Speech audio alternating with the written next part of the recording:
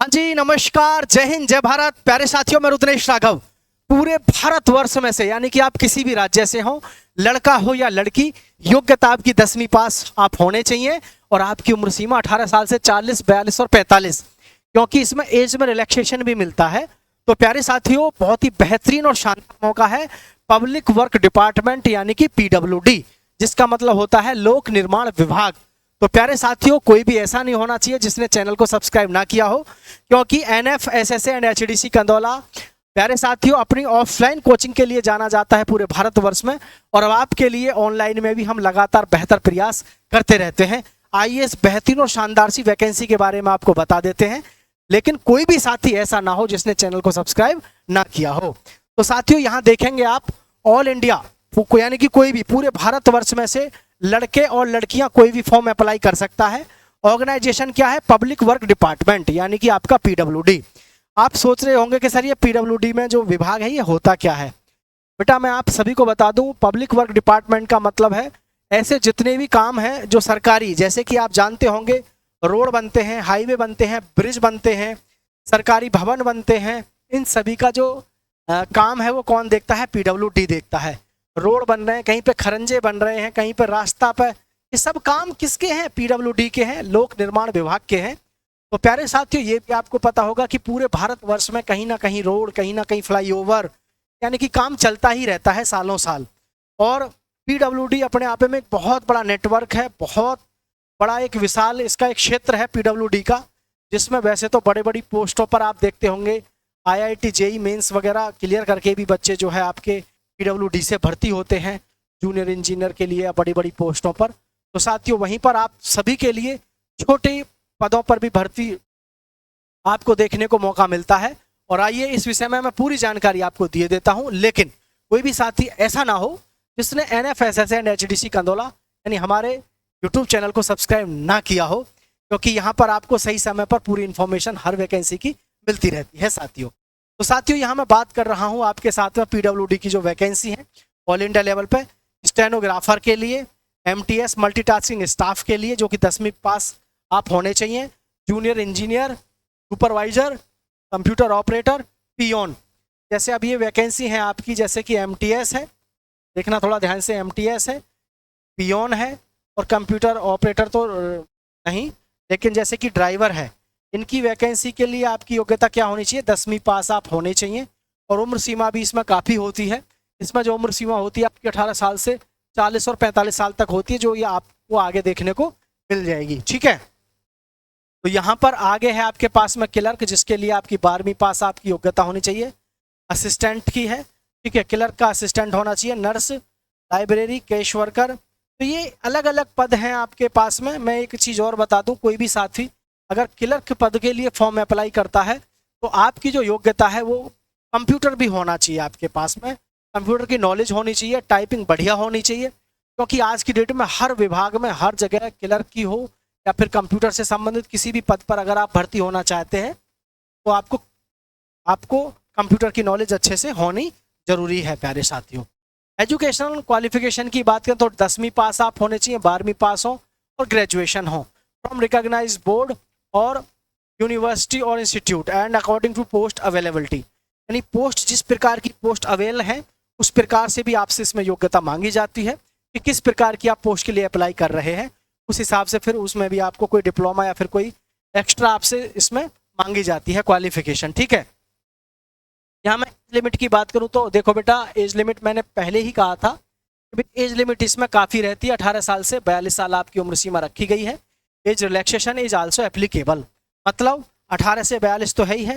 जैसे एससी और एसटी के हमारे भाई बहनों के लिए 5 वर्ष की छूट है, तो इनकी उम्र हो जाएगी 47 वर्ष। ठीक है, और जो हमारे भाई ओबीसी के हैं, ओबीसी के भाई बहन हैं, इनके लिए जो इनकी एज है वो 3 वर्ष की छूट है, मतलब इनके लिए 45 वर्ष तक आप फॉर्म अप्लाई कर सकते हैं।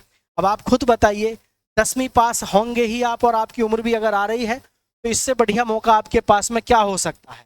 इसीलिए मैं आपसे हमेशा कहता हूं कि भाई चैनल को अगर सब्सक्राइब करके रखोगे तो आपके पास में सही समय पर हर प्रकार की इन्फॉर्मेशन आती रहेगी। ठीक है साथियों, तो चलिए आगे बढ़ते हैं। लेकिन मैं एक बात बता दूं सभी को, सेंट्रल गवर्नमेंट की जॉब होती है बहुत फ़ायदे होते हैं। क्योंकि सेंट्रल गवर्नमेंट की जो जॉब होती है इसमें भाई मेडिकल सुविधा मिलती है और आगे आपको फिर 60 साल तक आप जॉब कर सकते हैं और ना जाने ऐसी कितनी सरकारी सुविधाएं होती हैं जिनका आपको फ़ायदा मिलता है।